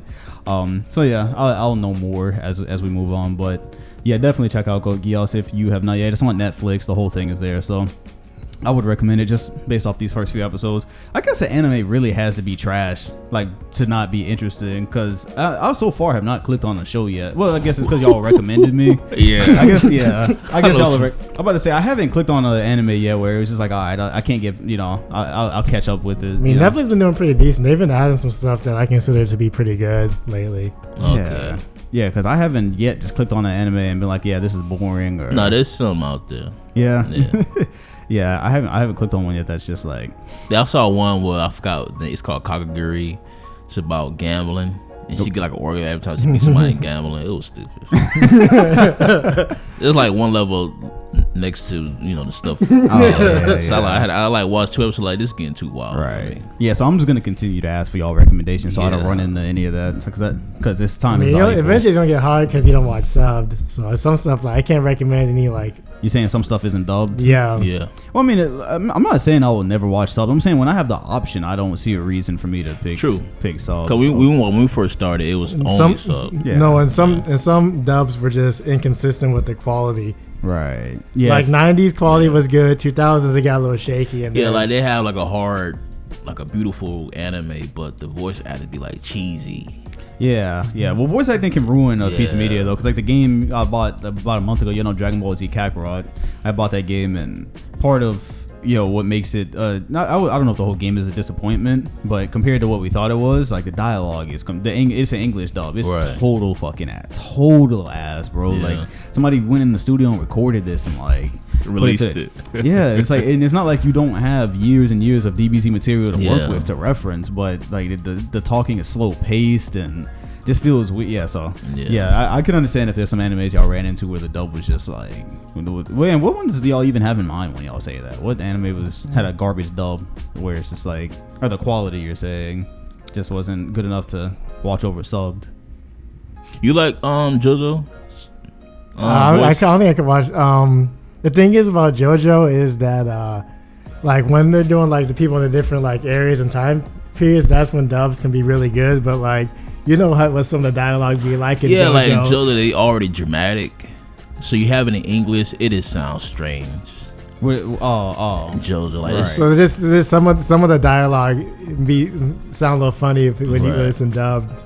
That's the other thing. But like, of course, classic anime is great in dub. Like Inuyasha, like most of the stuff that came out in the 90s that got dubbed was pretty good. Right. Yeah, JoJo is one people seem to bring up a lot when you talk about. It's just super dramatic. I don't know you be ready for so it just doesn't fit well in English. Nah, you will like it. It's hard to explain. You just gotta watch it, dog. Right. Yeah, like they do strange poses. Like one dude enter a room, but his body all twisted up. I see. Yeah, I'm about to. This is another one where I don't have any like. When Dio hopped off the wagon. I have no reference at all. JoJo's really good though. It really is. Yeah, it is super Speedwagon. You hype the hell out of Speedwagon for whatever. I feel like you still me fighting me over that. Yeah, for real. Like, it's Speedwagon. Nigga do nothing. Yeah, I'll finish Dragon Ball and Code Geass relatively quickly because I think I have like 40 episodes in each basically now if you're matching up. So I mean, please don't just try to rewatch DBZ. Please don't do that to yourself, bro. This is the whole that'll make watching Dragon Ball useless. That was the whole point. You haven't seen Dragon Ball before, so yeah. But I mean, I haven't. I'm starting. Well, he's trying to. When you watch it all together, probably get a different perspective. Yeah, that's the thing. Like, cause like now I have more context on Piccolo and Tien. Which is where I was going with that, by the way. Like, King Piccolo is a true fucking super villain, like underrated in my opinion, because nobody ever mentioned it. I don't I don't think people. Yeah, because he literally like. No, I'm not done yet. So okay, never mind. I'm not gonna say that. I mean, I seen him. Like, man blew up the dragon, bro. Like he blew up the dragon. I didn't know the dragon ever died, and now I have a bunch of questions. But everything he's done so far since he showed up, just like mass villain type shit. Nobody ever mentioned this guy in top anything really. So I just assume people didn't watch Dragon Ball though. That's just kind of. I feel like that was one of the. I feel like people were like me. I feel like people saw Z and didn't. So I got a question. Since you know how deadly King Piccolo is, where you have him among the villains in Dragon Ball's whole franchise? Oh, in the entire franchise?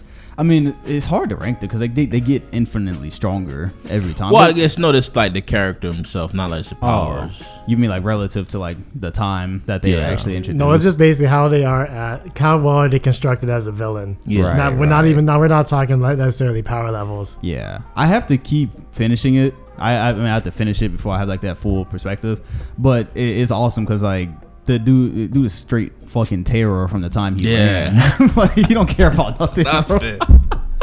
Like I didn't like when that was the last thing I expected when he granted his wish to like become younger. I didn't expect him to blow the dragon up or anything like that. I didn't see that coming. Everything is just like straight terror. The cities, man had a raffle for like the countries he was gonna man had a whole raffle for the sectors that he was gonna terrorize. And I'm specifically at the part right now where Goku is just trained he drank that ultra liquid or whatever at Cord. So I'm just seeing Piccolo get worked for the first time. So that's literally right where I'm at. But yeah, it's cool too because the whole time I was watching Dragon Ball, I started to wonder, was it just gonna be a series where Goku just wins everything? Because that's what it was up to this point. Nobody touched him. Nobody really put it besides Master. No, he was getting smoked every now and then in Dragon Ball. Yeah, like when he fought General Tao for the first time. Yeah, true. Yeah. The only reason he lived because he had the Dragon Ball hit in his breast pocket. Yeah. It goes from 0 to 100 because nothing really seemed super serious up to King Piccolo. Like everything was all good, and then Krillin died, and then Roshi. Do they explain later why the evil containment wave kills whoever uses it? They never explain that. You mean the Mafuba?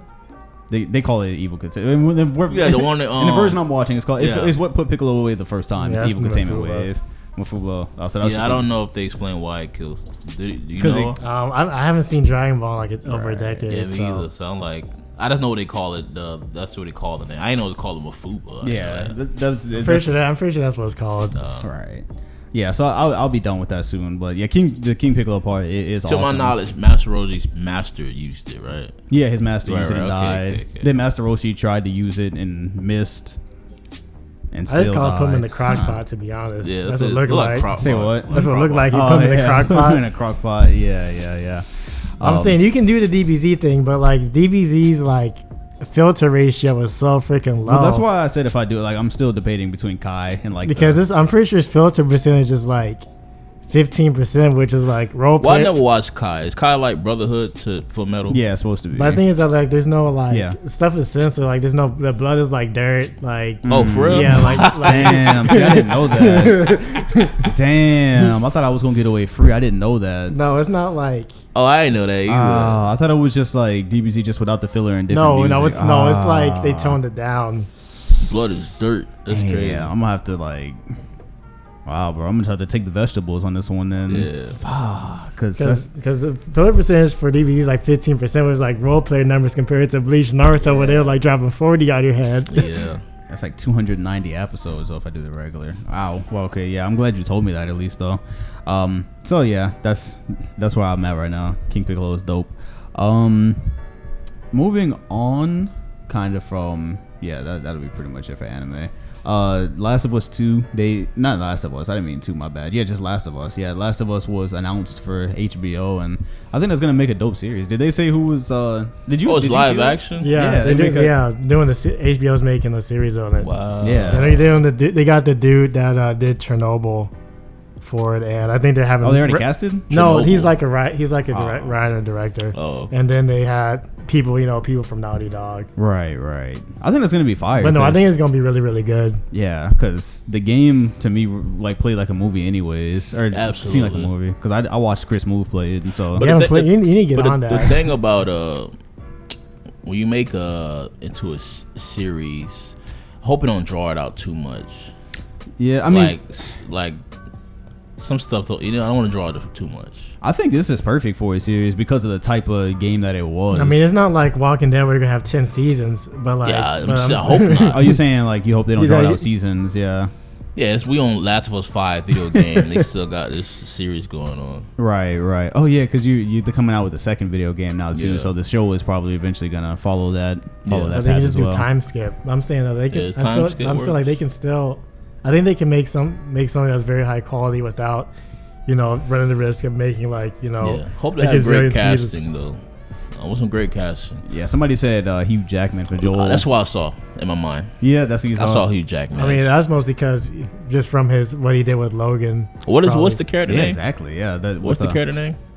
Joel? Joel. Yeah. Yeah, exactly what he did with Logan. That was what Logan kind of reminded me Exactly, of. Anyway. yeah. Yeah, so he's already like prepped for that role. I think that it's gonna be cool. I mean, it's a zombie apocalypse type thing. That's Yeah. kind of easy to make a series out of, and I think it's better that they did a series instead of just like a one-off movie, because I get nervous anytime they make movies off of like game media or Yeah, comic. try to put the whole franchise. No, in but I feel hour like 30. they'll be actually be able to tell tell more of a story in multiple episodes and really get into themes versus if it was just like a 100-minute movie.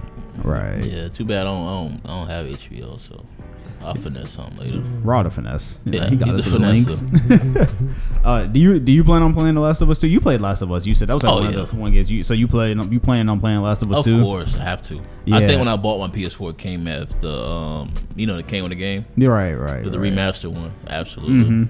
Yeah, my game been pre-ordered since I could pre-order it. See, that's damn. I forgot to. Did you pre-order the special stuff or? Bro, just- I ain't got that kind of equity right now. Yeah, because I know. Well, I got Kakarot last minute. I got it on Amazon, so who knows? Maybe I'll be able to get the special. I don't even know what comes with it though. But yeah, I'm excited for the game. Comes out in May. I'm hoping there's no more delay. There shouldn't be any more delays. Well, I have a question, right? Let's say you don't have no console. Game console. Yeah. Do you wait for PS5 or you go buy a PS4? What were you talking about for? As someone that want to buy games, but they know PS5 around the corner. Do they? Well, I depends on mean, what games but you wanna the thing play. is that next year I think it's gonna start off a little shaky because of coronavirus. So I don't think anything's gonna get released on time. So you don't. Yeah, he does. Because it's slated for November right now. And the game's compatible, I'm assuming, to PS5. The rumors are that it's backwards. It's gonna at least be backwards compatible with PS4, but there's rumors that it's gonna be backwards compatible with everything. But I don't know about all that. But it's definitely gonna be PS4 at least. I saw the rumor for Xbox that it's backwards compatible. The Xbox will be backwards compatible for like their whole catalog. So that'd be crazy. But that also means it's gonna be expensive. Yeah. But to answer your question, it depends on what type of fan you are too. Like if you're dying to play Last of Us in May, like it might hurt to wait like an extra 6 months or 5 or 6 months to play the game, because that's when you'll be waiting to get the new consoles. But yeah, I mean, I think most people by now who want to play games like have the console basically. Right. So it'd be interesting if like Cyberpunk or Last of Us is like people's first time going to get a console. Yeah, I already got a lot of games slated to play in the next 4 or 5 months. So Yeah. It's gonna be interesting, bro. I can't. Oh yeah, that's right. Cyberpunk is September, isn't it? Yeah, that's like they got like one of them GTA 5 releases. I never played that. I don't know what it is. it's by the same it's people new. that made Witcher 3. Oh, I like Witcher. Oh, you Matter do? of fact, I didn't watch. I heard of Witcher, but it's my first time matching the series. I never got in the game. Yeah, I didn't either. People always ask me about that. It must They be got a was series good. on Netflix though. It's pretty Oh good. really? Yeah. Oh okay. Series was good too. It was Got a a good, guy, it the was a- Superman guy. It was a solid first season. Henry Cavill playing. Right. The Geralt. Witcher. Girl, yeah, Geralt, whatever his name is. Either of y'all ever play Dark Souls? Yeah. Yeah, I used to play Demon Souls back in like 07. Oh shit. Dark Souls and Lord of the Fallen. Really? Y'all actually? I know Rod would have played. Like you, I didn't know you played. Yeah. You were playing Dark. I like those type of games. The super like unnecessarily hard. Like Oh yeah, because Demon Souls was big hard because I was like a kid. I was like, I ain't used to playing a game with this kind of difficulty. Right. So it was real eye opening. Because Dark Souls is like a meme for that. For being, Yeah, I played Dark Souls. I didn't play Demon Souls. Yeah, that's the same. Yeah, I mean, Demon Souls was the first game that came out of them. Dark Souls and one really started to pick up. Oh, okay. Right. Did y'all? But yeah, no, it's hard. Yeah, those games. It lives up to its reputation in terms of being like unnecessarily difficult. It's not forgiving. So What difficulty you had it on? there is no difficulty. You just play. Oh, for real? Yeah. Yeah. See, I don't know. Yeah, I didn't play Demon Souls. There's no. Yeah. There's so no pause button either. Oh yeah, I'm good on that. What is it, all online or something? Or? No, What's but the like purpose you of can't that? like you open up your inventory and there's a dude in front of you. You getting whacked, bro. Your mom call you. Your mom insane game. Your mom call you downstairs. You just like. But You back lost to the 2 beginning of the level. But the Checkpoint. thing that made it is that your money and your experience points were the same currency, so you had to choose between like buying equipment or upgrading your character. But if you died, all of your money was left at your corpse. Oh, So you had to go, that's too and many then if you broken died again, you would lose all your money. That's too many broken controllers. I'm good on that. So you gotta go back and like retrieve it. Yeah, you had to go. Yeah, exactly. Nah, I'm good. I And can't. whoever killed you sitting there like waiting for you to. No, pull all the off. enemies respawn because you died. So Oh damn. Yeah, I would have broken controller 2 times. Though. I'm good on that. no, you had to be real aware of the mechanics and all that. Do y'all have a history of that? Actually, like breaking controllers. Hell Yeah, no. I broke Rod said hell no immediately. I mean, Yeah, I bro. broke a TV, but that's different. Yeah. What the fuck? That's worse. Fuck out of here. How you say- Tripping, nigga. How you say hell no to a controller? But like, yeah, I broke the flat screen. You know. How the fuck does that work? It was under warranty. Oh, It got replaced. Controller like $50. TV, Right? come on. You could get a controller within a week. Like Yeah. a whole TV. When did you break a TV? This was like, this was like 08. What game was it? 2K. No, this was like some Wii shit. So it was on purpose still. On Wii? Oh, damn. I mean, so you weren't like Wii bowling and it accidentally flew out your hands and it broke, or like? Yeah, I was too close to TV. Oh, so you didn't rage and break No, it? no, it was an accident. Oh, you made it seem like you raged and Yeah, broke like you it. straight kicked it or something. Yeah. Yeah, nah, yeah. So you said you have a history. Yeah, I broke a couple controllers. No, I still got my 2 original PS2 controllers. Yeah, see, that's wild, bro. Yeah. There's no way. Yeah, no, I broke plenty of control. I got. I remember I threw a PS3 controller. And it bounced all up to my head. I mean, that shit, shit came back. Shit make up it there. worse. Yeah, shit like yeah. And it's always those games like, of course, those role playing games where you gotta. And I think I died before I hit the checkpoint. And what happened? Well, I forgot what game it was, but I'll be good. I got a checkpoint coming up, and I did all this stuff. And I went to the checkpoint. I got died right before the checkpoint. Yeah, what game was that? It was probably a Final Fantasy game. Oh, okay. Yeah. They say you hit the controller and it bounced up. Yeah, it, like hit it like that shit was extra broke, man. Yeah, I don't think my controllers have ever retaliated. Yeah. I was angry, fam. Yeah, it's funny that games have had that. Like, that's weird to think about because I have a whole history of that, bro. Like raging on games and smashing controllers in my childhood. Hell, I on stream I probably hit a few, but no, I haven't actually like got a good break in a really long time. That is weird though that games can push you to that point though, because like like you know it's not real, you know it has no real effect, but you be invested. Like, it'll make you rage, and that's a universal thing. Rage is a very known thing. Yeah. Nah, Matter of fact, my nephew just broke his TV. Same It's thing. TV. Yeah. On purpose. Well, He did not on about the purpose. game. That he got mad at his mom and kicked it. Well, he got mad, found out he can't play his game no more. He's still alive? Yeah, he's still alive. Gotta make sure. Yeah, I don't know what's going on with that kid. But yeah, anyways. Like, that's just not my demeanor to be breaking stuff like that. Yeah, I mean, yeah, your demeanor is a bit different. Yeah. Yeah, I was super heated, dog. Yeah, pretty much all my broken controllers in my childhood came from 2K, obviously playing 2K online, getting smoke on But people. since PS4 came, I ain't never had that rage. Right. Then when I was paying for it, like, yeah, I'm not doing it. Yeah, you haven't played many PS4 games either, though. Well, I play a lot of PS4, but not to a point that I know I'm paying for this. Like, this is Right. my hard money, so my rage stopped right before it Right. you know, that strike come down. Yeah. So, Yeah, I had a good streak of like 2 years of not breaking anything during the PS4 era. You ever unplug the game when you about to lose? Or something? Absolutely. Yeah, Of course. Who hasn't? for that pop. Ooh, just snatch that shit right off the bat. Absolutely. Hit the power button real quick. Bro. Yeah, because like I did that as recently as like 2K18. Cause, like, Yeah. you don't be trying to give people that satisfaction like when they hitting threes on you and like they do that pause cheese thing to piss you off real quick. And like, yeah, I'm not taking that L for the whole. That's a straight power plug. That's another thing. That's where that rage comes in because it's like you can't physically stop yourself because you know you putting your console at risk when you do that. No, I did that in I had a reason to do that with Midnight Club. Did y'all ever play Midnight Club LA for PS3 back in it was the last Midnight Club game to come out. Back then you used to be able to wager your car in a race. Shit. Yeah, you could wager your car just like Fast and the Furious movies. Like you wager something, you wager your car. But the way they ensured that you didn't get it back is that it saves before you start the race. So if for any reason your console cut off or the game quits, you lose your car regardless. So if you rage quit or you try to quit to save your car or whatever, don't matter. Like you quit, like it's gone basically. So yeah, but I said so. I had a reason though because I was trying. I wondered. I was like, okay, they can't do shit if I snatch the plug out this bitch out. I was losing the race and I knew I was about to lose my car, so I straight like power out that shit. And I still lost the car too because again the method is it saves right before, so it knows. Oh, okay. That's your play. That's crazy. But yeah, that is funny that we had that same experience snatching that cord though. Yes. Yeah. Yeah, and then the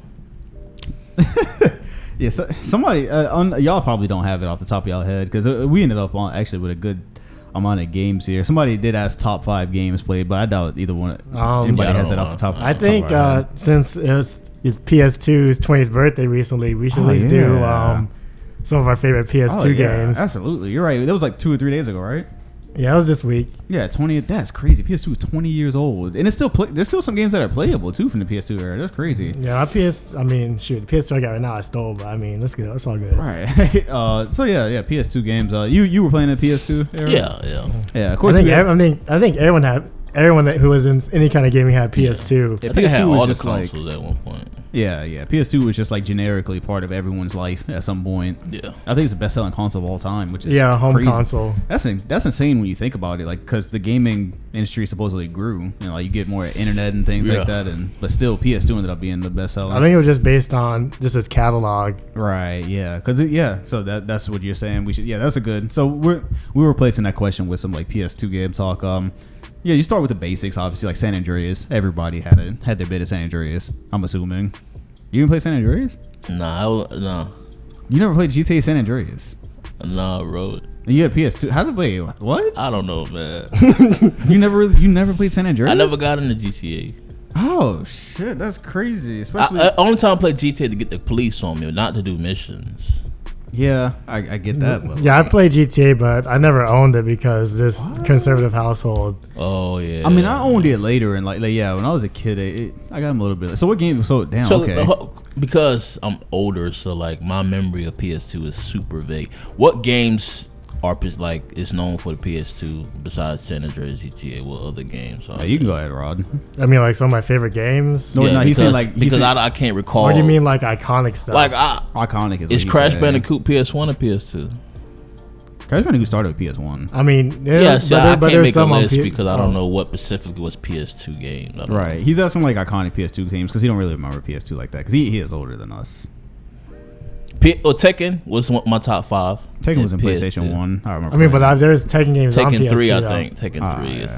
You talking about games like Sly Cooper? You heard of that before? Yeah, I know Sly Cooper. Yeah, Sly Cooper. That's Ratchet and Clank. Yeah, Jax. Those are all like similar games. Yeah, y'all make a list. I'm not in this conversation. I don't know what. Well, we're not doing top 5. I don't know what Jax is. To be honest with you. I mean, some of my favorite games. That's what it's called? I mean, Jax and Daxter. Yeah, Jax and Daxter, yeah. Oh, okay, I know what it is. Mm-hmm. Yeah. I mean, probably my favorite PS2 game was Kingdom Hearts 2. As far as like that's the clear number one. I missed out on Kingdom Hearts. I don't have a hard ass song on that. Though. Yeah, that commercial. Oh, Sanctuary. Yeah. I still remember that shit. Wait, I don't know if we all thinking the same song right now. Yeah, it's the same song. There's only one song. Yeah, I'll play it for you when we get off pod. But they switched it up. They had a beat on it now. It's crazy, bro. Yeah, Sanctuary is simple and clean. Yeah, that's what I'm talking about. Simple and clean. That's what y'all talking about.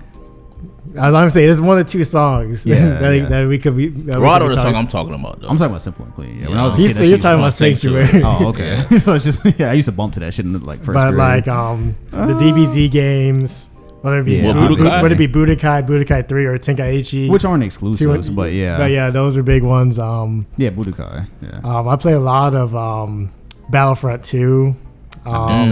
Okay. Like Final Fantasy 10. Okay, so I know Final Fantasies. Right. I play a lot of Dynasty Warriors. Never heard of that. Dynasty Warriors, yes. I've never heard of that. I love Dynasty Warriors. That might be the long lost game I've been thinking about. Because there's a long lost game my friend brought over one time, and I can never get the. I don't know the name of it. I have no way to describe it. So, at the time I was playing strictly fighting games, like role playing fighting games. Right. NBA Street Volume 2. Of course. Yeah, absolutely.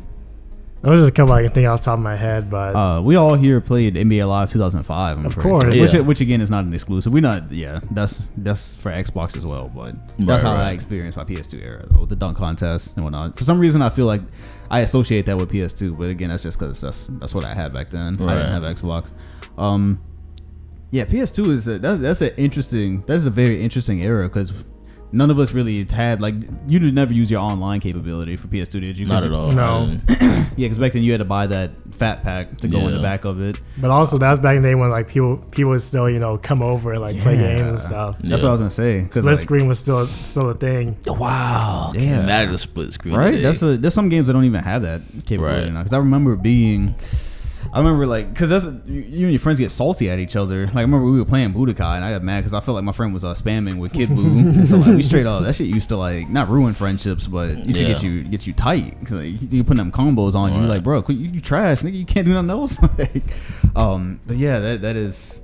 Yeah, you only had a certain length with the wire, so. And I don't know if the PS2, but we had the multi controller thing. You plug in, and you can put multi controllers. Mm-hmm. Yeah, so you get four.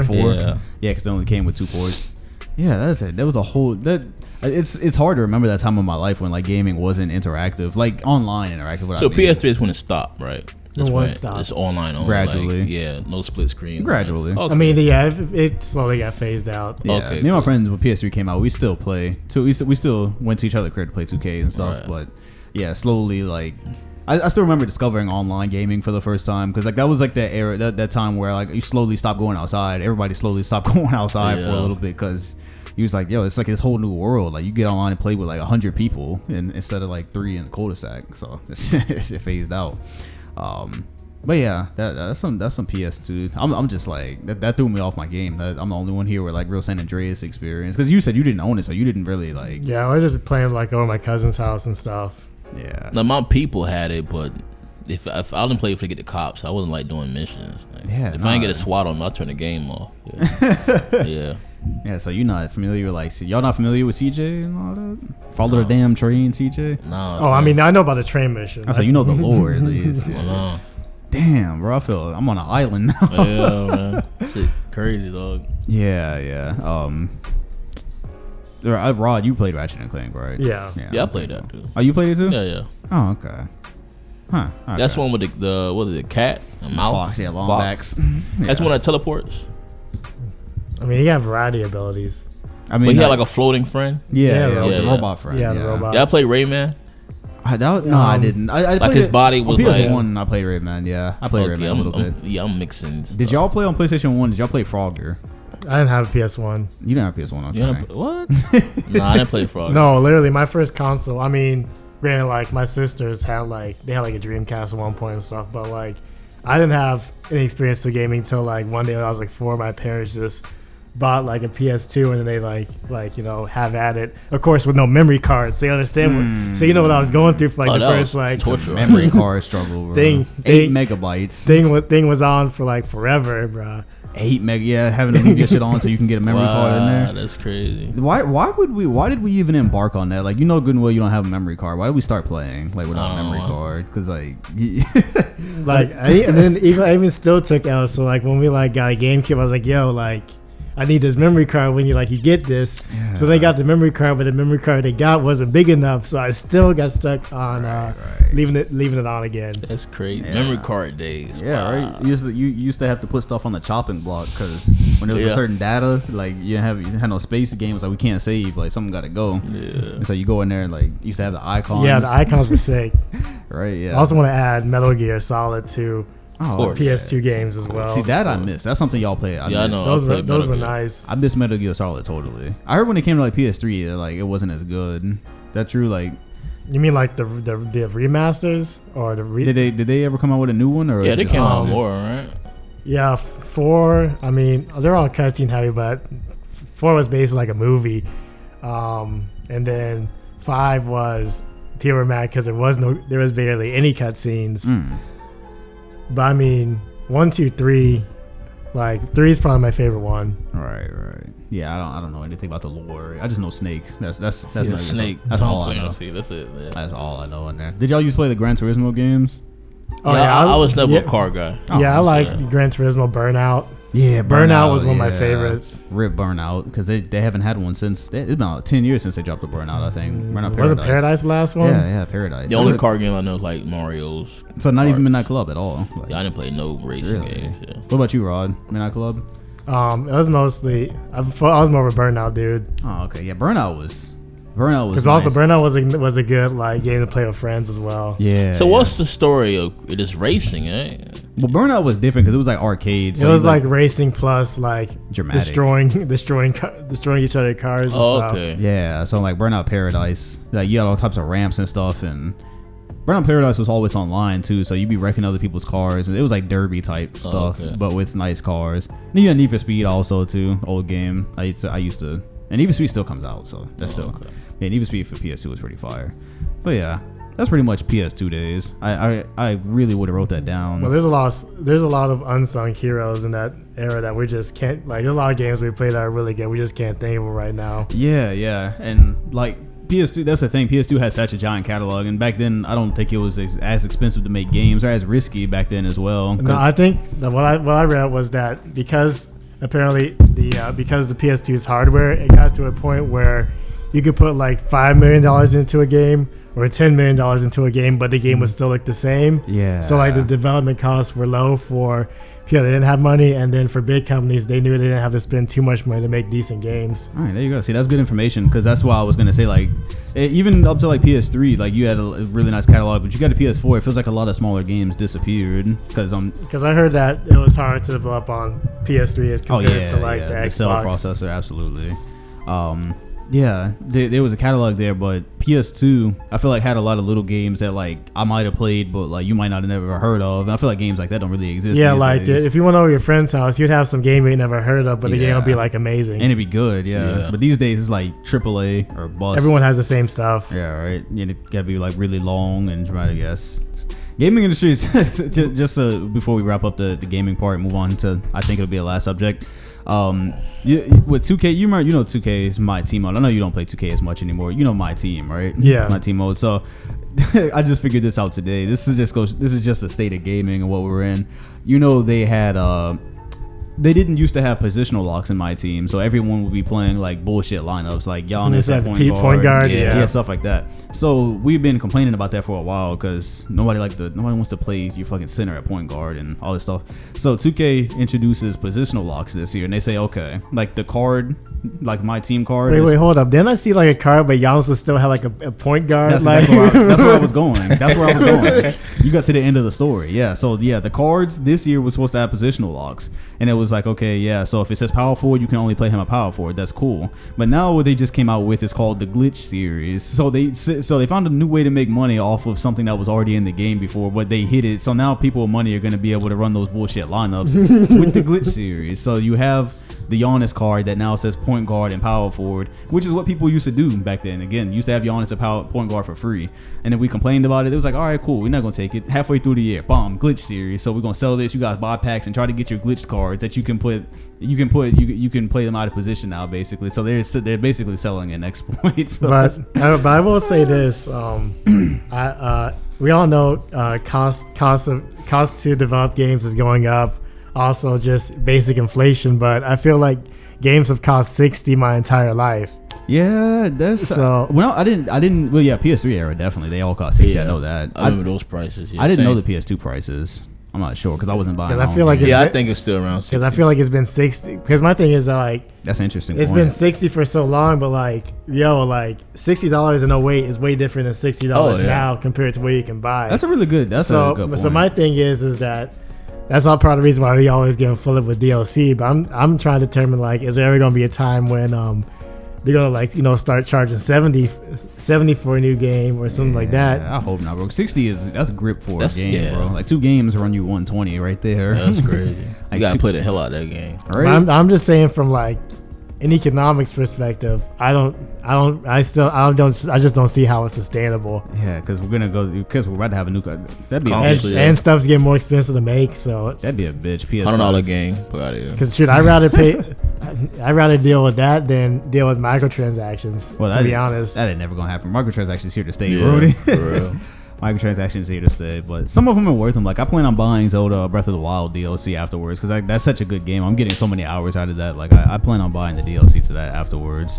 So some of it is worth it. One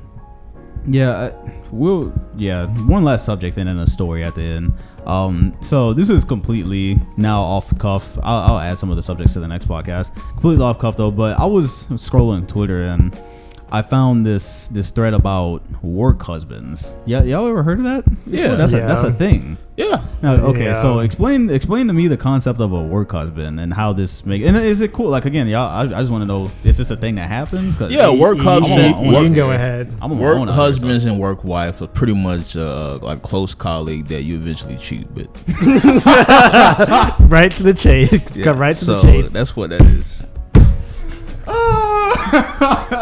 I thought he was about to like justify it or like I thought he was about to go into like this is a all the stories I heard because it got work.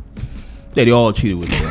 So I mean, I was like, yeah, that's because that's why I scrolled a thread. Apparently, it's this lady on Twitter. She's probably pretty big on Twitter. She always has like fuckery threads, and so last night's thread was about work husbands, and like she had a bunch of scandalous women DM her about their promiscuous stories with their work husband. And you know what? It's crazy because I had seen this term work husband before. I'd seen it out there, and I was like, yo, that don't sound cool to me. Like not at all. No. Yeah, I saw it on the caption, but everyone was just going with it like, oh yeah, work. I was like, that's a thing. So then I read them stories, and I was like, well, that's why I'm not cool with it. People talk about like ease definition should be the the list of definitions we have. We add that to it. Yeah. See, because that's why I was like, am I weird for the fact that if I had a girl, I would not be like anywhere near fucking cool with her talking about me and my work husband. Fuck you, me and my work husband. What? Exactly. Me and my work husband. And most likely because they have a full-time job, they probably see them more to see you. That's too much going on. That's wild, but that's a regular ass thing too. Yeah, it's a real thing. And they every case I heard, they slept with them. So that's wild. So obviously we're not going specifics and stuff like that. But so you probably see this though, like now. Yeah. Yeah. Yeah. I mean, because it's cool if people are single or whatever. Like you single and you go there. But that's the problem. That's most of the people I heard about is they in relationships. Like they have on their own relationship. And they also have a wife, husband, and a wife. Does their significant other? They don't know about somebody. Somebody don't know about these people. You usually don't know because he's gonna be cool with that.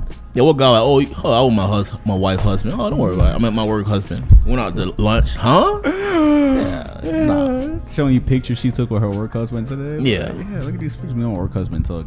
That's crazy, bro. Cannot be me if I knew about it. Somebody in that thread said, yeah, my future wife is going to be unemployed. For real. Like, make sure she unemployed. But that's a real thing. That's actually the real thing.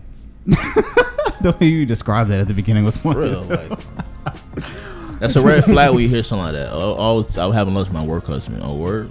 Yeah, I was just using the actual term. Yeah. That's a whole ass red flag. Yeah, I was just sitting here wondering, like, what significant other would be cool with that, like work wifey or work husband, like hearing their significant other has a work has a work right. That's hey man, that's wild. She working a double, huh?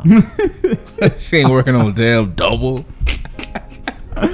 That's crazy. Hey. That's crazy. All right, well, there goes work husband. Short, sweet, and to the point. I just wrote that down because I had just seen it. I was like, I wonder if everybody else got this. All right, very last thing. Somebody asked us, so it's just a stupid fun question. What would be your biggest and most unnecessary purchase with $50 million? You have $50 million. What would be your biggest and most unnecessary purchase? Go ahead, Rod. Probably buy a nice car, or I'd probably pay off my parents' mortgage for that. But that's not necessary. No, I'm saying like biggest unnecessary purchase. I'm just not really that kind of dude. I'm more of I'm kind of a minimalist when it comes to like materialism. So I say that, but I never had $50 million. Right. So I'll think it would be, I don't know. Yeah, because I could totally see myself pulling up with like a chariot and like, you know, them big ass horses. Like just because. Because once when I was in like on one of the immersion trips in school, like I remember my first time seeing, like, you know, the horses that be like gigantic. Yeah, giant horses. Yeah, so I could totally see Central myself. Park horses. Yeah, that's what I'm saying. So I could totally see myself with like some majestic ass like horses in a chariot or something like that, and having like an assistant like feed you grapes off that shit down the street. Yeah, but I ain't trying to get my pockets run on shit like that. That's the thing. But I guess when you got 50 million, I can spend $1 million. I still have 49 left. Yeah, that's exactly. How people that's rationalize how you justify it, right? Yeah. That's exactly how you rationalize it. Biggest and most unnecessary. I didn't prepare myself for that one. A mansion is a mansion unnecessary, right? Mansion. I mean, it's unnecessary, but that's like it's inside the box of what you would expect. Right. I think it's like outside of the like what's some. Well, I think I have a secretary. Yeah, that's probably not unnecessary. No, like a secretary where like I be speaking in third person. It speaks strange. She be speaking for me on my behalf. Oh, speaking. I'll be standing right next to y'all. Eric is unavailable right now. I don't know. Oh, he's talking about secretary to like introduce you and shit. But yeah, like I'm standing this right you there. You just turned to a supervillain, basically. Absolutely. I keep telling you, if I had 50 million, I'll be a supervillain. Yeah, like your secretary speak for you. Yeah, right there. Ridiculous. Oh man, I'm trying to think. So yeah, that is definitely unnecessary. That's extra. Same as the cherry of yours. Yeah, no, I was just naming some shit. I wasn't serious. My way, that doesn't sound exciting. Yeah, I would, because like a car is not. Yeah, you don't think like a Bugatti is like I mean, it's unnecessary. It's the but price, it's also but like, we know what the purpose it serves. Yeah. There's nothing. I would probably have like I would have probably multiple rooms in my crib. Just for like specific things. Yeah, for like specific things. Have a room for thinking. That'd be stupid. Well, I probably end up having like a whole like Marvel room where there's just for like rewatching the MCU and some shit like that. That is necessary. Yeah, huh? That's necessary. That's unnecessary. That is necessary. You got the $10,000. Raw, you can't have an anime room. No. I said separate, like so for each. So like one is MCU. That's ridiculous. One is tripping. Yeah, that's wild. Yeah, there'll be all type of figurines up there. Yeah, because you know at the Florida Mall they got like that $10,000 Iron Man statue and shit. So that's that's extremely unnecessary. It don't do a damn thing. It don't light up or nothing. It just sits there. Right. So yeah, MC room I had that. You can say I have a couple different rooms for a couple different things, and it'd be totally decked. But still, I still would not have Android 18 in the bathing suit. You still would find no shit like that nowhere. Find figurines, but you ain't gonna find nothing crazy like that. Yeah. How about entertainment doll of Android 18? That'd be strange. Yeah, it's extremely strange. Yeah, that's my. I think that's my unnecessary purchase. Yeah, that's what I'm gonna do. Yeah, they might just be the secretary. Yeah. He doesn't associate with you subhumans. Yeah. Oh my gosh, that's crazy. All right, well, I guess on that note we can go ahead and wrap it up. If y'all have any final words, you can say so, or we can go ahead and bounce. And I'm bouncing. That's it. Yeah, we out. This podcast is on Spotify and iTunes. If it is easier for you to digest there, the link will be in the comment section and description. Make sure to definitely follow my Instagram as well, because I always put out the questions for the podcast, and can be about anything, not just basketball related. And it doesn't have to be the same basketball questions every week, so keep that in mind. Appreciate y'all, and we'll see y'all next weekend.